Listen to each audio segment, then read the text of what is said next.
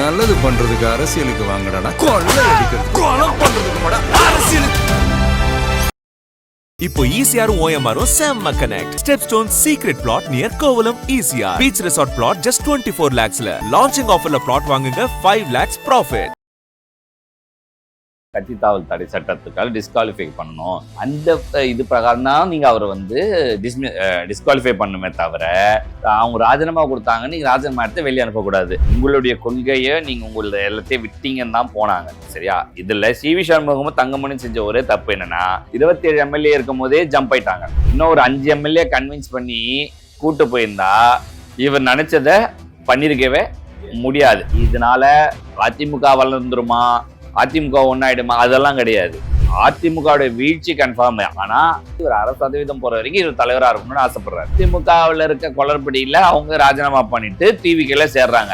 அதை நீங்க ஆதரிக்க கூடாது, சேர்க்க கூடாது. நீங்க எப்படி டிசைட் பண்ணுவீங்க? அதிமுக வீழ்ச்சியை நோக்கி போகுது, அந்த தொண்டருக்கு எதிர்காலம் டிவிக்கேல தான் இருக்குன்னு தோணுது, வராங்க. அதை நீங்க எப்படி எதிர்ப்பீங்க? இதே அது திமுக தான் ஆதரிப்பீங்களா? மக்கள் உங்களுக்கு ஓட்டு போட்டது நல்லதிட்ட உதவிகளுக்காக அல்ல, ஒரு மாற்றுக்காக. என்ன வேணும் ஸ்கூலுக்கு, எல்லாமே இங்க இருக்கு. Super Saravana stores, Chennai, Madurai, Kovai.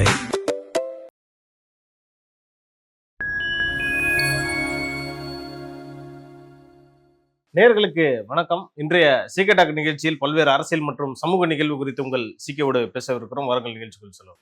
Sir வணக்கம். சார் வணக்கம் தேவா. சார், நேற்று அதிமுகவுடைய முன்னாள் எம்எல்ஏ சி சுப்பையா ஒரு ராஜினாமா கடிதம் கொடுத்தாருல, அது வந்து ஏற்றுக்கவே கூடாது அப்படின்ற மாதிரி அதிமுக தரப்புல இருந்து பேசிட்டு இருக்காங்க. எடப்பாடி பழனிசாமி அதை தான் வலியுறுத்துறாரு. இவருக்கு என்ன சார் இருக்கு?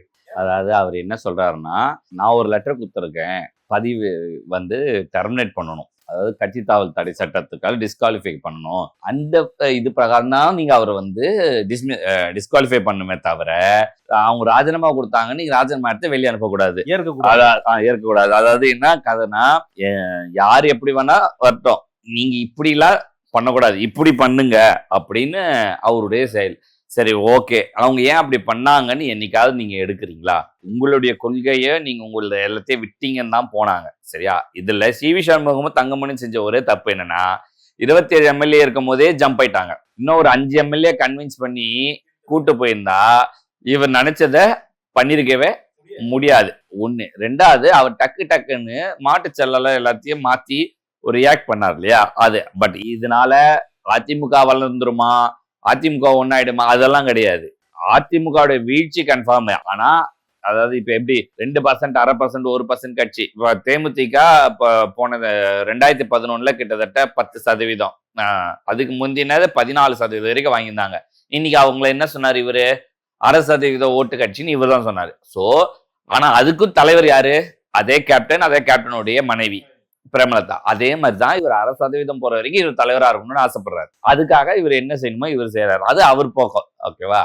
இங்க இவங்க பண்றது பரவாயில்ல, ஏன்னா இவர் கட்சி எம்எல்ஏ போகுது, முயோன்னு சொல்றாரு, வயிறு எரியுது, நியாயம். ஆனா இந்த பக்கம் கம்யூனிஸ்டும் விடுதலை சிறுத்தைகளும் கத்துறாங்கப்பா. அவங்களும் சொல்றாங்க. இது ஏன் அதை பண்றாங்க? இது ஒரு ஆரோக்கியமான அரசியல் இல்லைன்னு சண்முகம் வராது. ஆரோக்கியமான அரசியல் இல்லைன்னு சொல்றீங்களா? இல்லை, இந்த மாதிரி ரிசைன் ஆகி எம்எல்ஏ ஆயிட்டாங்கன்னா தாவேக்காவுடைய பவர் அதிகமாயிடும், நமக்கு இங்க வந்து கிரிப் இல்லாம போயிடும் நினைச்சு பண்றீங்களா? ஓகேவா? நான் என்னன்னா, நீங்களே தேர்தலுக்கு முன்னாடி வந்து ஆதரிச்சோ திமுகவை எதிர்த்து வந்தோ யாரும் நீங்க பண்ணல. இன்னைக்கு ஆட்சி அமைக்கிற மாதிரி இருக்குன்னும் போது நேரா வந்துட்டீங்க. ஓகேவா? இதுதான் நிதர்சனம், உண்மை. இது எல்லாருக்கும் தெரியும், ஏத்துக்கிற விஷயம். இப்ப டிவிகேவினர் கூட இப்ப தூக்கி வச்சு அவங்களை கொண்டாடலாம், நீங்க சாணைக்கு தானே அப்படி இப்படி. ஆனா ரியாலிட்டி வந்து நம்மளாம் அவங்க ஆதரிக்காம அது உங்களை அவங்க ஆதரிக்காம தேர்தலுக்கு அப்புறம் நீங்க வெற்றி பெற்றீங்கன்றதுனால அதுலயே 5 காங்கிரஸ் உடனே வந்துட்டாங்க. சோ அதனால 112 ஆயிட்டதுனால இன்னும் 5, 8 வாங்குறது ஈஸின்னு தெரிஞ்சதுனால நம்ம போய் முதல்ல சீட் துண்டு போடலான்னு போட்டீங்க, திரும்பிடும்ன்ற பயத்துல. இப்போ இவர் என்னன்னா, இப்ப போன வாரம் பாத்தீங்கன்னா முந்தின நாள் அருணுடைய இதுக்கு வந்து இவர் தான் காரணம்னு சொல்றாங்க. ஆனா அதே அருண் தான் டிவிகேக்கு அப்ரூவல் கொடுக்கறத வச்சு இந்த பிரச்சாரத்துக்கான பிரச்சனைகள் எல்லாம் பண்ணாங்க. ஆதவர்ஷனா அவர் பேரை சொல்லி நேரடியாவே தாக்கியிருக்காரு. வேற ஸ்டேட்டுக்கு மாத்தணும்னே சொன்னவரு இதே ஸ்டேட்டுக்கு டிவிசிக்கு போடுறாரு. ஓகேவா? அப்படின்னா என்ன? அது யாருடைய அழுத்தத்தால போடுது? சோ இததான் நான் முதல்ல இருந்தே சொல்றேன். டிவிகே தலைவர் விஜய் அவர்களுக்கு, முதலமைச்சர் விஜய் அவருக்கு சொன்னது, இவங்கனால நீங்க நினைச்சதை செய்ய முடியாது. புரியுதா? இது நம்பர் 1. இப்போ பாரு, இது ஆயிடுச்சா? இப்போ உடனே நீங்க இந்த மாதிரி எம்எல்ஏ அவரு அதிமுகவில் இருக்க குளறுபடியில அவங்க ராஜினாமா பண்ணிட்டு டிவிக்கெல்ல சேர்றாங்க. அதை நீங்க ஆதரிக்க கூடாது, சேர்க்க கூடாது, நீங்க எப்படி டிசைட் பண்ணுவீங்க? அது கட்சி அவங்களுக்குள்ள பிரச்சனை இல்லை. அதிமுக வீழ்ச்சியை நோக்கி போகுது, அந்த தொண்டருக்கு எதிர்காலம் டிவிக்கேல தான் இருக்குன்னு தோணுது, வராங்க. அத நீங்க எப்படி எதிர்ப்பீங்க? இதே அது திமுக தான் ஆதரிப்பீங்களா? அதான் நான் கேட்கலாம். அதிமுக இருந்து எவ்வளவு பேர் இங்க வந்தாங்க? இப்ப சேகர் பாபுல இருந்து அதெல்லாம் நீங்க ஏன் எதிர்க்கல? நீங்க உடனே இதுல ஒரு கம்யூனிஸ்ட் இவ்வளவு துரித நடவடிக்கை, எந்த நடவடிக்கை எடுத்தா என்ன? புரியுதா? நீங்க என்னதான் நீங்க இழுத்து ஆதரவு கொடுத்தீங்க. ஆக்சுவலா இது நம்ம இந்த கேள்வி கேட்டா அவங்க என்ன சொல்லுவாங்கன்னா, அவங்கள எம்எல்ஏவா இருந்து வரல, எந்த ஒரு பதவியும் வகிக்கல, அவங்க வந்து கட்சியில சேர்றாங்க, இதுல என்ன தப்பு இருக்குன்னு அவங்க கேட்டாங்கன்னா, எங்க எம்எல்ஏல சேகர் பாபு எம்எல்ஏ இல்ல சார், அவர் வந்து சேரும்போது செந்தில் பாலாஜி எம்எல்ஏ சேரும்போது எல்லாம் எம்எல்ஏ தான், யாரும் இல்லாம இல்ல. ஆனா எம்எல்ஏவாவே சேர்ந்தாங்க.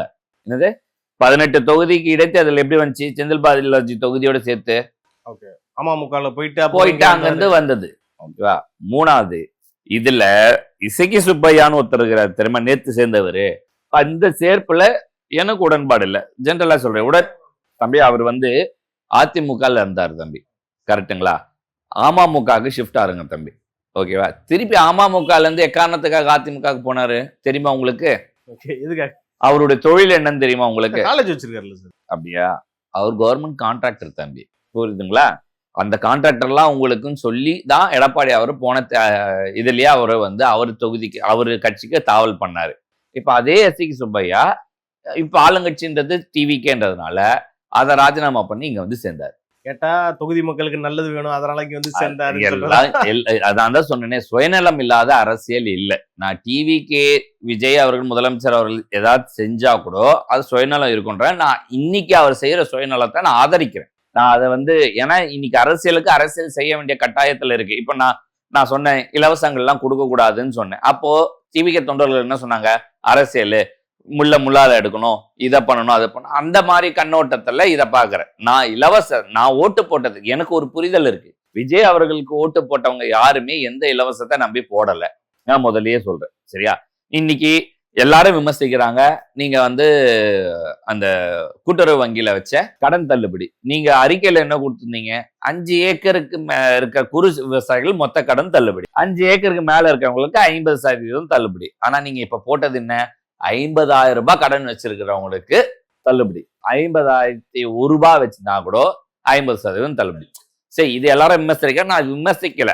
ஆனா நான் என் பாயிண்ட் ஆஃப் வியூல அன்னைக்கு இந்த விவசாயிகளுக்கு கொடுத்த நான் ஆதரிச்ச ஒரே மேனிஃபெஸ்டோல பீப்புள் வெல்ஃபேர் ஸ்கீம்ல இதை நான் ஆதரிச்சேன். விவசாயிகளுக்கு செய்ய வேண்டியதை நான் ஆதரிச்சேன். ஏன் அப்படின்னா விவசாயம் வீழ்ச்சி அடையக்கூடாது, இந்த மாதிரி ஏதாவது செஞ்சுட்டே இருந்தாதான் விவசாயம் அந்த இதுவாகவே இருக்கும்ன்றதுனால அதை அன்னைக்கே ஆதரிச்சிருக்கேன். நீங்க வீடியோலயே போய் பார்த்து தெரியும். இன்னைக்கு அதை நீங்க பண்ண முடியல, புரியுதா?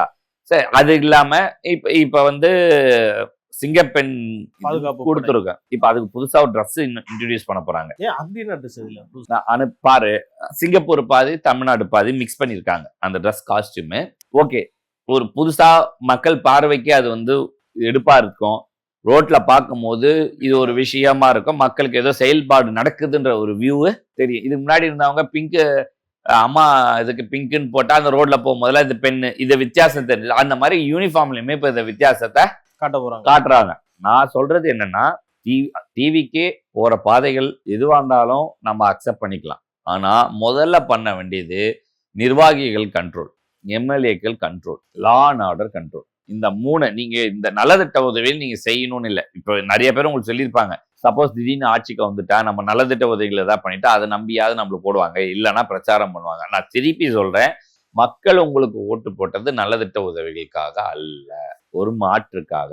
பல வீடியோ நம்மளதுல பழசிலேயே நிறைய பேர்துல இருக்கும், போய் பாரு.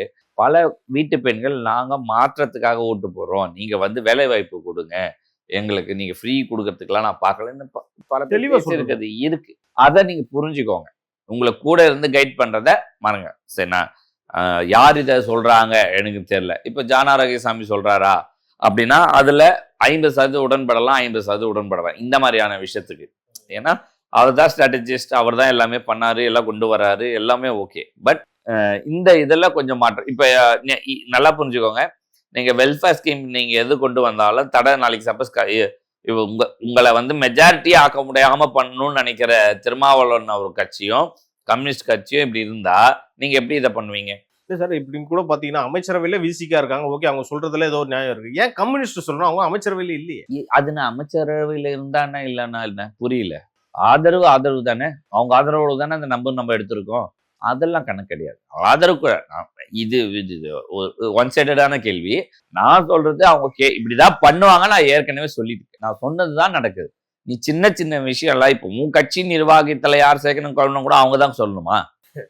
ஒரு இண்டிபெண்டன்ட் இல்ல, நான் அதுதான் சொல்றேன். நீங்க அரசாங்கத்துல நீங்க தவிர்த்து செய்யும் போது கூட நீங்க சுட்டி காட்டலாம்னு சொல்லலாம். அதனால சொல்ல அவங்களுடைய நிலைப்பாடு சரியில்லை.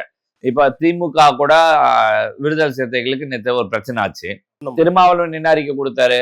அதாவது இந்த மாதிரி சமூக வலைதளத்துல இந்த மாதிரி எதுவும் பேசாதீங்க, அமைதி காக்கணும் அப்படின்ற மாதிரி ஒரு நிர்வாகிகளுக்கு உத்தரவு. அதை ஆஃப் பண்றாரு. ஏன் ஆஃப் பண்றாரு? நாளைக்கு சப்போஸ் விஜய் அவர்கள் பிஜேபி ஸ்டாண்ட் எடுக்கிறாரு, ரைட் ஸ்டாண்ட் எடுக்கிறாருன்னா இவர் போய் சேரத்துக்கு இருக்கிற ஒரே ஆப்ஷன் திமுக. அதுக்கு அவர் அங்கேயும் துண்டு போட்டு சரி, அப்படியே இல்லைன்னா கூட இந்த மாதிரி விஷயத்த திருமாவளவன் விரும்புறாருன்னு நீங்க எடுத்துக்க முடியாது. இல்ல விரும்புறாருன்னு இல்லை. ஏன்பா இவர் தானே அந்த கோர்ட்டுக்கு முன்னாடி ஒருத்தர் அடிச்சதுக்கு எகிரி அடி திமிரி அடின்னு சொன்னாரு, சரியா அடிக்கலன்னு சொன்னாரு. இங்க மட்டும் ஏன் பம்புறாரு? நான் சொல்றது புரியுதா? சாமானிய மக்கள்னா இலக்காரம் என்னது அடிக்கலாம், நல்லா கூட அடிக்கல. உங்களை கட்சி தொண்டர்கள் கூட்டணியில இருந்த கட்சியோடைய தொண்டர்கள்லாம் இதெல்லாம் பெருசு பண்ணாம நிறுத்துங்க, எல்லாரும் சமூக வலைத்தள பேசாதீங்கன்னு சொல்றீங்க. இதுதான் உங்களுடைய ஒப்பிட்டு ஸ்டாண்டு. மாத்தி வரும். அவங்களதான் நீங்க நம்பாதீங்கன்னு நான் சொல்றேன். சரி, நான் நம்பாதீங்கன்னு சொன்னதுனாலதான் இப்போ நான் என் பாயிண்ட் ஆஃப் வியூல இந்த எம்எல்ஏக்கெல்லாம் எடுக்கிறாங்க, இடைத்தேர்தல் நிக்க வச்சு ஜெயிக்கலாம்னு நினைக்கலாம் ஒண்ணு. ஆனா இவங்க மட்டும்தான் இந்த பிரச்சனைகள்ல ஹேண்டில் பண்ணிட்டே இருக்காங்க. நல்லா புரிஞ்சுக்கோ, காங்கிரஸ் மட்டும்தான் திமுகவை எதிர்த்து வெளியே வந்து ஆதரிச்சிச்சு. கம்யூனிஸ்டும் திருமாவளவனும் 10 தடவை திமுக தலைவர் சந்திச்சிட்டதுக்கு அப்புறம் தான் வந்து பேசினாங்க. ஸோ இது வித்தியாசம் இருக்கு.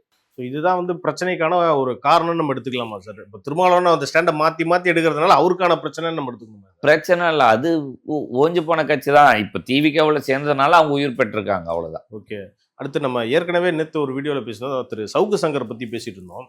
இது முழுக்க அருண் அவர்களுக்கும் சவுக்குக்கும் இடையே நடக்கக்கூடிய ஒரு பிரச்சனை நீங்கள் சொல்லியிருந்தீங்க. இன்னைக்கு வேற ஒரு இன்டர்வியூவில் சொல்லியிருக்காரு, இது முழுக்க கிடையாது, அவர் நிறைய ஒரு ஊழலில் ஈடுபட்டிருக்காரு, அவருடைய ஊழலே வச்சுக்கிட்டு இவர் எப்படி டிவிஎஸ்ல நியமிக்கலாம் அப்படின்னு ஒரு கேள்வி எழுப்பியிருக்காரு. இல்லை, கரெக்டு தான். அது நான் திருப்பி சொல்கிறேன்.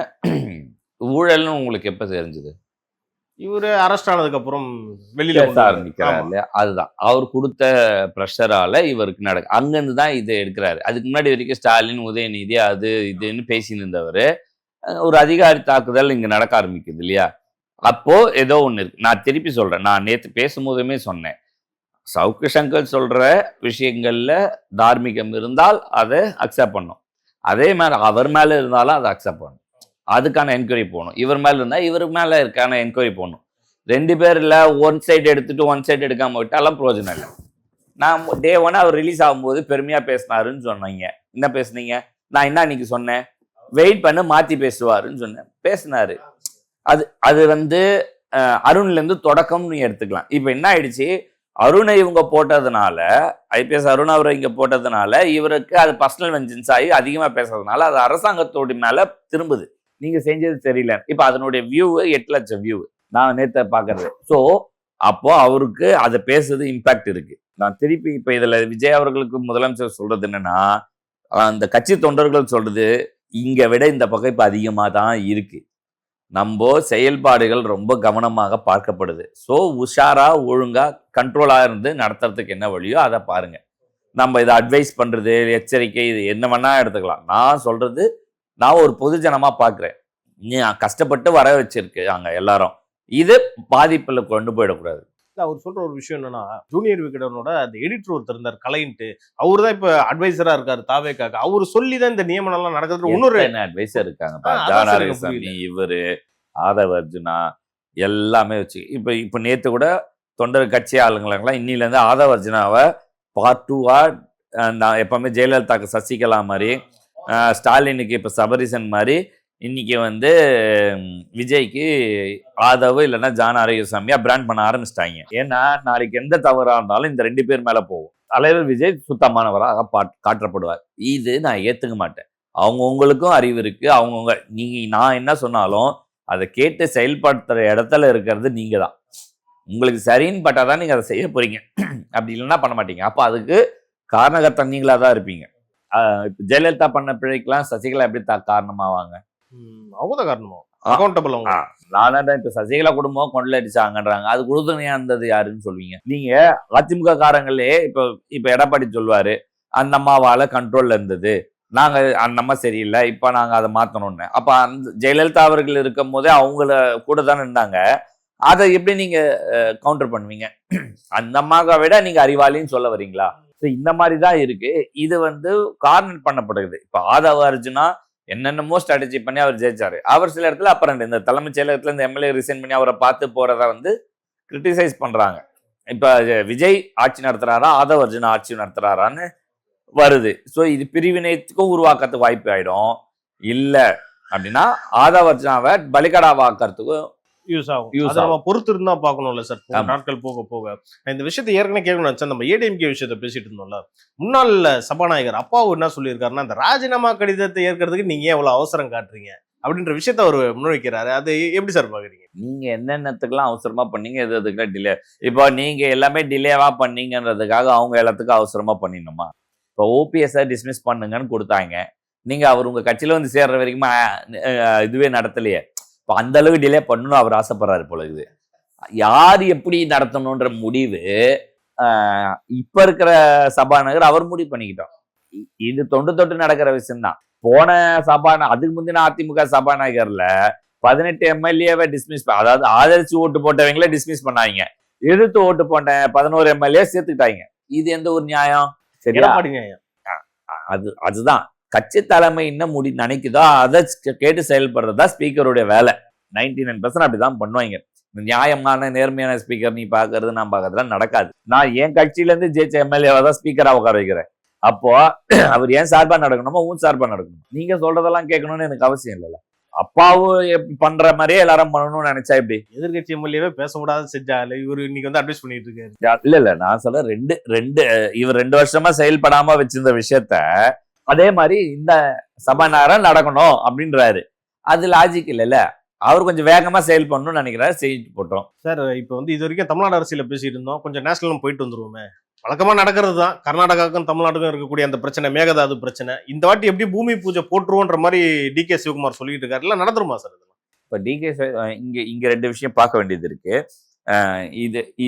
இதுல டிகே சிவகுமார் இப்ப முதலமைச்சரா பதவி ஏற்கிறதுக்கான பேச்சுவார்த்தை போயிட்டு இருக்கு. சீதாராமையாவை இறக்கிட்டு இவரு. ஸோ அவர் இதை ஹைலைட் பண்றதுக்கு காரணம் அவருடைய பதவியை இது பண்ண.